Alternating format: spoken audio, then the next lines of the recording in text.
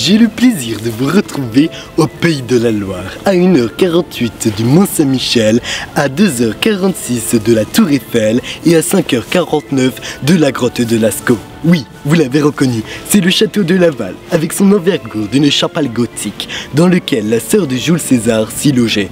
Une magnifique femme, aux cheveux d'or, c'est elle, Louise-Jeanne Joséphine Apolline de Ratisson, qui appartenait à une dynastie nouvelle. Il est vrai que Louise-Jeanne Joséphine Apolline de Ratisson était amphigourique, ce qui était croquignolesque et irréfrénable, mais son admonition restait tout de même un croque-lardon. Et puis elle était là,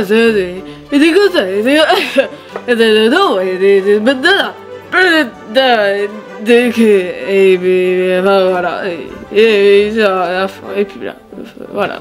En 1602, une nouvelle éclate. Elle doit se marier avec son fils, le roi d'Agobert. Et là, c'est le coup de théâtre. Elle ne s'est pas lavée depuis 8 ans maintenant, ni même brossé les dents. Donc forcément, elle se dépêche. Et donc elle glisse et se casse l'omoplate de la jambe. Ah, quel dommage.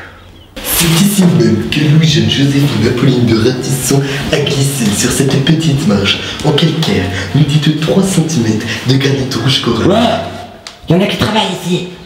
On sait que vous êtes connus, mais bon, c'est pas la foire aux guignols. Merci.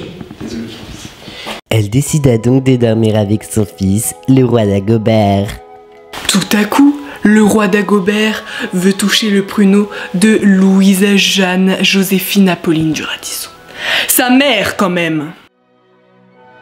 Mais le roi d'Agobert avait mis sa culotte à l'envers. Elle est en larmes. Elle court et elle tombe sur une culotte en tissu de jasmin.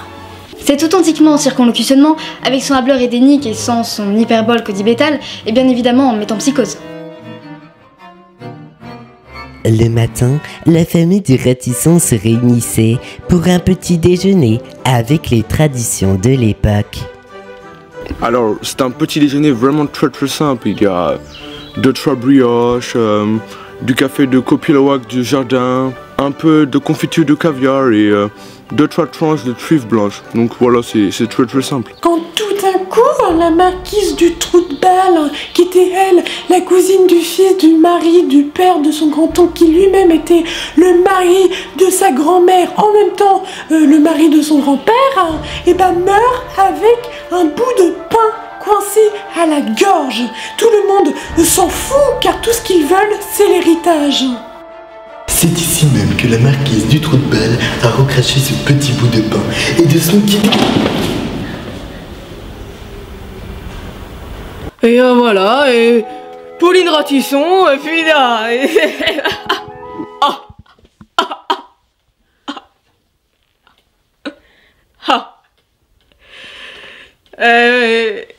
Jeanne, Pauline, et des basés, et puis et voilà. Quelques années plus tard, Louise-Jeanne Joséphine Apolline de Ratisson glisse dans les escaliers et perd un de ses chaussons. 3, 2, 1, moteur. Ça tourne et action.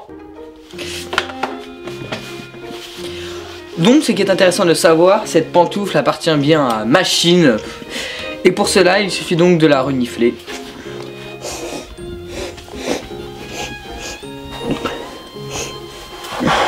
En effet, c'est bien elle. Mais à tout juste 18 ans, un drame arrive. Louise-Jeanne Joséphine Apolline du Ratisson avale un cure-dent de travers et décède suite à une hémorragie interne des estomacs. C'est tout à fait une mort qui allait arriver, mais elle restera quand même à jamais gravée dans nos cœurs. J'espère que vous avez pris autant de plaisir que moi à suivre les folles aventures de Louise-Jeanne Joséphine Apolline du Ratisson. On se donne rendez-vous très bientôt pour un nouvel épisode de Secret d'Historie sur France 7. Ce soir... Pourquoi tu m'as trompé? J'ai pas fait exprès. Je suis désolé, c'était un accident. Mais qu'est-ce que c'est que ça? Qui a fait ça? J'ai fait les courses hier soir et j'ai vu Catherine. Oui, Catherine. Pourquoi tu m'as trompé avec Sabrina? C'est pas ma faute.